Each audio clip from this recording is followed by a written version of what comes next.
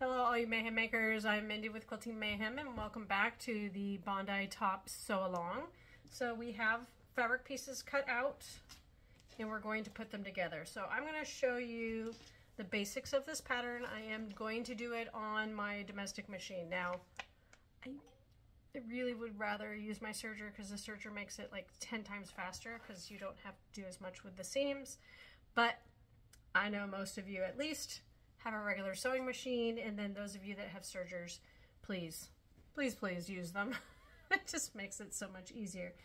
But the first thing we want to make sure we do is transfer the marks from our pattern. So this pattern, thankfully, it just has a pleat mark on the back, and so I'm going to use a chalk marker, and we'll move the camera here.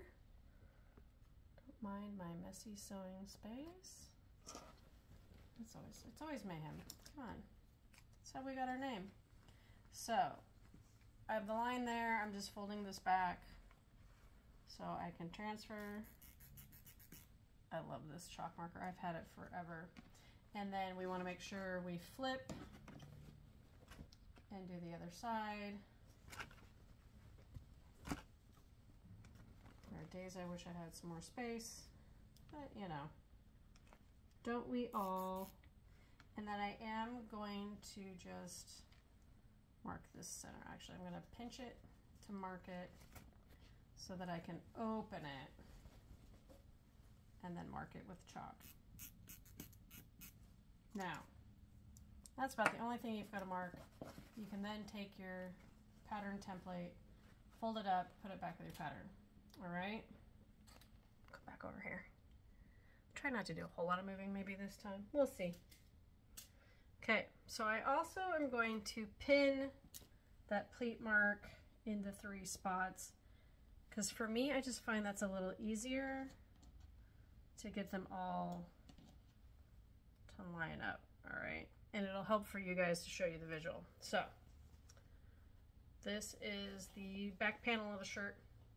There's those 3 pins. What you're going to do is take your outer 2 pins and get them to meet that inside pin. So I take one, see, I just kind of accordion it, match it up, make sure this top stays matching, and I'm adding a pin, just moving it over to this outer side. And we're going to take this outside one, get it to match that middle, and do the same thing, take that pin, match it, all right? And then what you're going to do is a basting stitch. And a basting stitch is where you're lengthening your stitch, you know, anywhere between 4 and 6. This is a smaller piece, so I might keep it more between 4 and maybe 5. Because it doesn't need to be like your 1/4 inch seam. And just, you know, with garments, usually it's a 5/8 seam. Read the instructions. Whatever the instructions say to do, that's what you're going to do. But we're just going to go, we're going to baste this so this pleat is nice, centered for when you go put the next piece on, which is the yoke. So I'm just making sure all the edges are nice and straight and pinning it so it stays all in place. I'm just kind of doing a sideways pin just because I'm feeling extra today. And then you take your machine, stitch it super quick, and then we'll put the yoke on.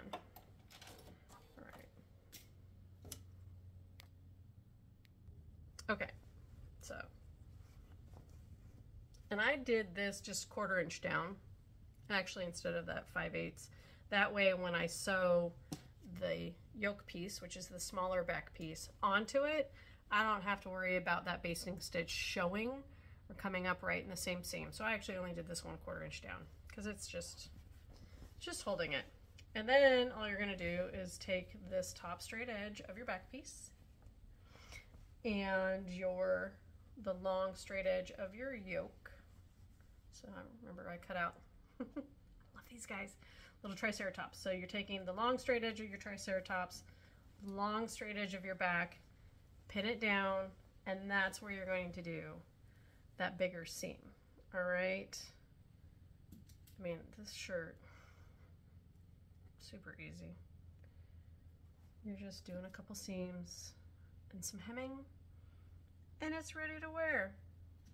Now hopefully remember to pre-wash your fabric ahead of time so that if your fabric is going to shrink, it has already pre-shrunk for you before you go make it into a top, because nothing's worse than making a garment and then you go and you wash it and you put it back on and it goes it's a lot of work to go to have it shrink on you. So please, please, please pre-wash your fabrics. Follow any washing instructions. So if you're not using just a straight up cotton, you know, if you're using rayon, cotton lawn, any of that other kind of substrate, follow its instructions. You may have to do it cold or only warm, just because some fabrics are more delicate than others. But I'm just working in quilter's cotton, so this is an easy one to deal with. I don't know why this shirt makes me so excited, because it's dinosaurs. So I'm going to take it to the sewing machine. I am going to sew my seam, and then I'll come back and talk about the next step. And don't forget to go back and change your stitch length to the regular stitch length it's supposed to be, which I normally do a 2.5, because basting stitches don't hold as well. And so if you accidentally did this as a basting stitch, go back down to your 2.5, re-sew it so that your garment actually stays held together. Don't ask how far I got down the line before I remembered that I needed to change my stitch length, because I rarely do a basting stitch, so I always forget. All right, and this pattern is asking for a 3/8 inch seam. So we'll show you. So it's a little chunkier than that 1/4 inch you're used to if you're a quilter. All right, and then what I'm going to do is we're going to iron this. Look, we already have the back piece together, easy peasy. I'm going to iron it, and then we're going to top stitch it. And when I top stitch, I normally lengthen my stitch just a little bit, maybe to like a 3, because it's a more decorative stitch. It does show, so it is going to show on the top of your garment. So if you want a fun thread, now's the time to change thread. I'm sticking with I have a neutral gray, because I'm not feeling extra with my thread today. I didn't think to grab a different color thread from the shop before I decided to come try to do all this.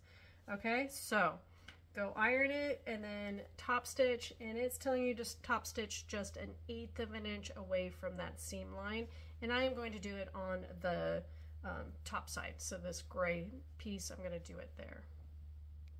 All right, so we have our lovely yoke and the back together, and then top stitched. You can't see it really because it's gray on gray. Now, it did say in the instructions that you should do an overcast stitch, which I did not do when I put these two pieces together. So when you sew this and you do that 3/8 inch seam, it then wants you to go back, do like a zigzag over the top to reduce fraying. I forgot that I'm spoiled with a serger, and generally I have it serged and I don't have to worry about that. So do remember to do that zigzag before you go and top stitch, and ignore all the fur babies that want to interrupt while I record today. It's been fun.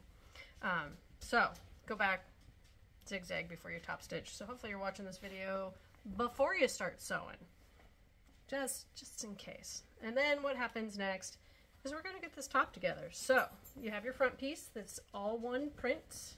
Okay, you're going to match it to the shoulder pieces. So the shoulder is these two shorter ends.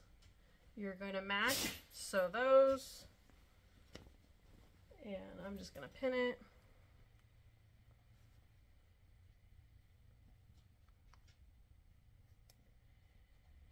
And same thing, you're going to do your 3/8 inch seam, and then you're going to do a zigzag stitch. So you potentially want to have like your number 1 foot, a 10 foot, or like a 34 foot, anything that's got the wider opening for the zigzag stitch. The 34 is a nice one because it's clear and has a line on it to help you guide when you're doing top stitching, those kinds of things. So I would just pick one that's maybe that little bit wider, has the open so you can do the zigzag, and it will make life a little easier than doing your just normal 1/4 inch foot. Regardless of what machine you're doing, go find your nice big open foot. All right, so I'm gonna go sew these seams and we'll show you what it looks like.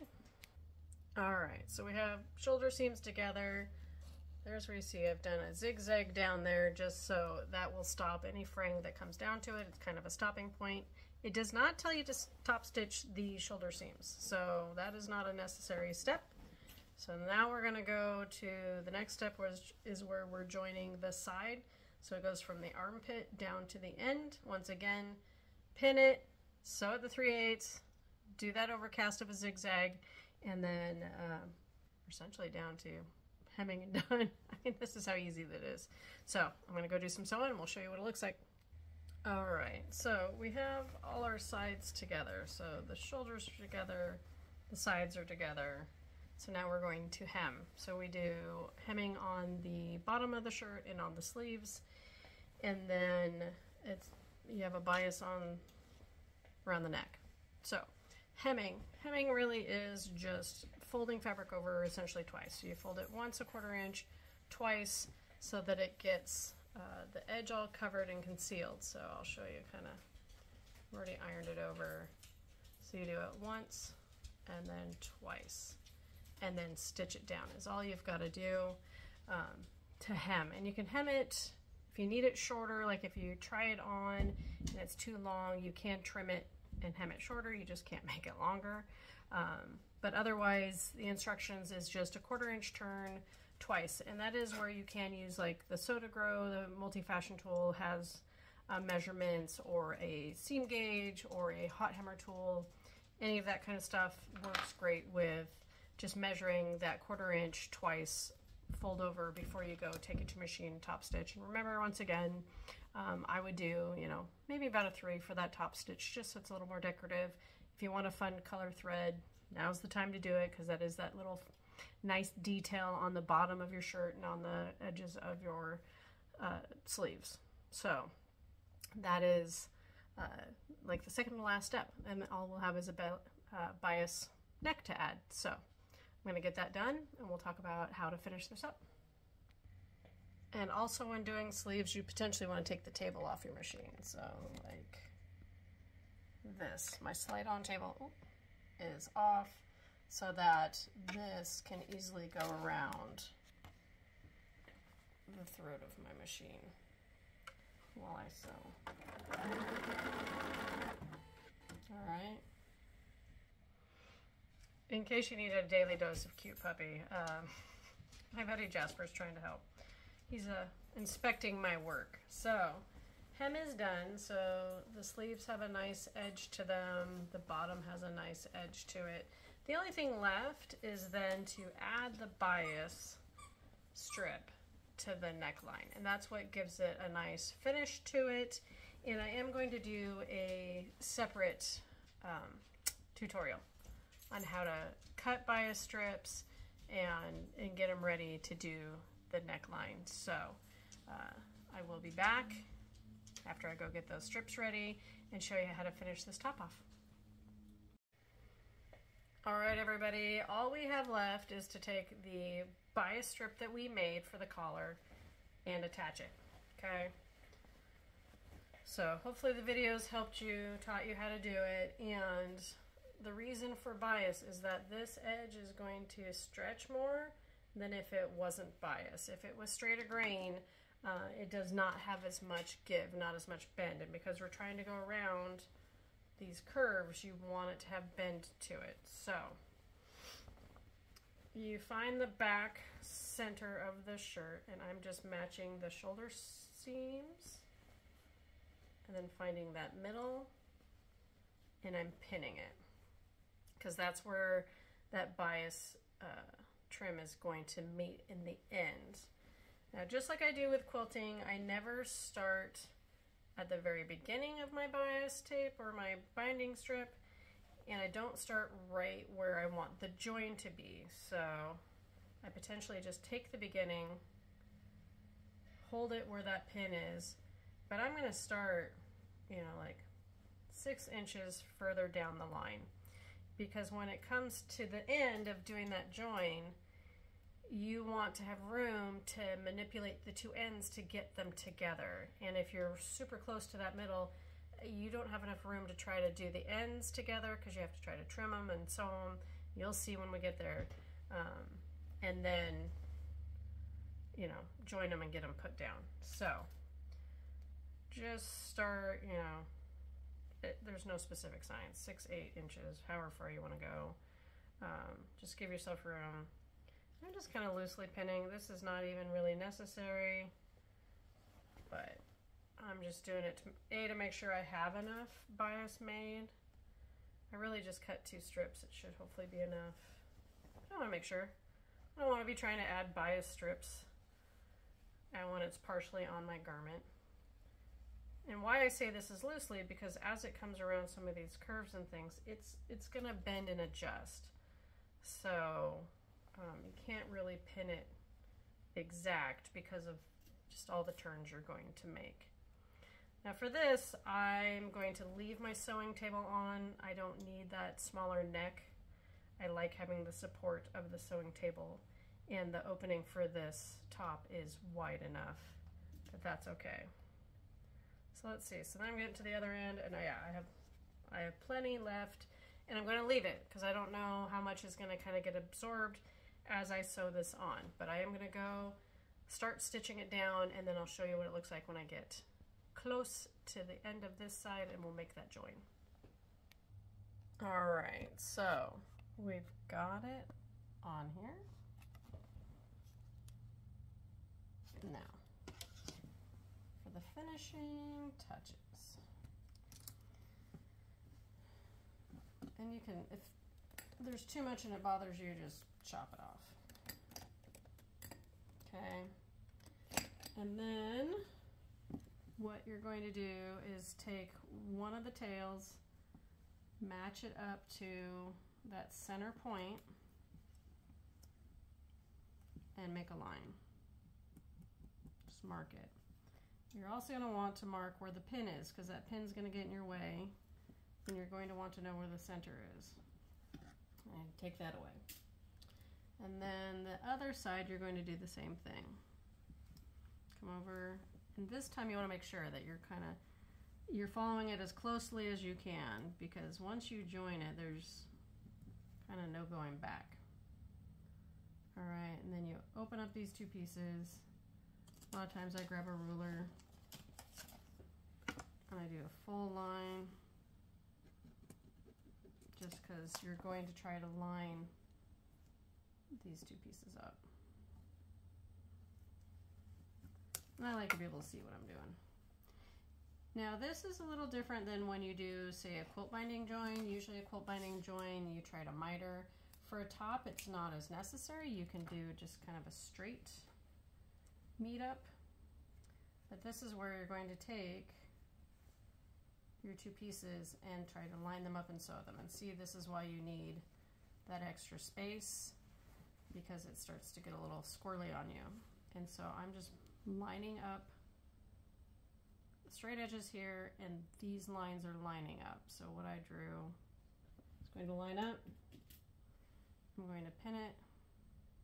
Actually, I'm going to pin it sideways, because I also want to join this other side. I'm trying to make sure that this bias fabric is staying straight down both sides. So I'm lining up the other side, matching up the lines on the other side, pinning. Now I can kind of see the line through that side, but if it's hard to see, you can once again take a ruler and then trace on this side, because this is where you're going to sew. And that way you know where your straight line needs to be. So I just drew out what my line's going to be. I'm going to go sew it and be right back. Okay, so we have our pieces sewn together. This is where you can then kind of lay it out and test it before you trim it. So before you go cutting that excess off, lay it on that neckline. Make sure it's going to lay the way you want it to on that neck. If you've got too much, if it's too much excess, you know, re-sew that seam, go a little closer in. Or if it's too tight, if you think it's going to pull and gather in the neckline, undo it, start over, try again. But I think it's doing pretty good. It's laying pretty nice. And so you can rotary cut it. You can just take scissors. You're just cutting that 1/4 inch seam allowance off. And then you'll press it. And then, you know, press it, make it all pretty. Finish sewing this down. All right. All right. Neck piece all the way on, sewn down. All you have to do now is roll this to the inside, and then you're going to stitch it down. Keep in mind, you don't actually want, whatever this fabric is, you don't need it showing on the outside. So making sure that you're rolling it so that piece isn't showing. I mean, it'll show when I take the shirt off. You'll see it on the inside, but you don't need like a portion of it showing unless you like it. Like if I wanted to do that as a detail, I certainly could. I could, you know, roll it up and have that little bit of mint green showing, and I might. That's actually kind of cute now that I'm talking about it. So I may roll it up a little bit so I have a little bit of detail and then stitch it down. But how the pattern's done is you're rolling it down, and that way you're not seeing it except for on the inside. It's just kind of a facing for that collar, but hey, I might do a little fancy. I might do a little edge because that's kind of fun. And then you just do that magical top stitch, you know, remember. All right, guys, the end of this video I know is a little funky, but the unfortunate of recording at home is that I have dogs, and they have been crazy all day long. I'm pretty sure if you watched any of my videos I did today, they're doing something in it just to drive me crazy. So as I was trying to tell you, all you have left is do that top stitch. So fold it over however you want to do it, top stitch it, and you're ready to go. You'll have a lovely shirt that you've made yourself. I hope you wear it a lot. It is May, or hopefully it's May when you're watching this, and make sure you're posting Me Made May, because everybody loves seeing everybody making their own garments, because you're making it yours. It's whatever fabric you've chosen that fits you in your style, all that kind of stuff. And it's not just off the rack from everywhere else, you know, it's not the same thing that everybody has at Target and Costco and you name it. It is yours. You have made it yours. So wear it proud, post it, share it. I love seeing it. Make sure you tag me if you've followed along and this has helped you or taught you maybe how to do your first garment. I would love to hear about it. Make sure you're following us on Facebook and Instagram and TikTok and YouTube and all the things, and that you're liking us and sharing us and subscribing, because that's what keeps us little small businesses going, is all the love of you guys following along and supporting us. I greatly appreciate it. So I can't wait to see all the shirts everybody makes. Have a wonderful day. Keep on stitching.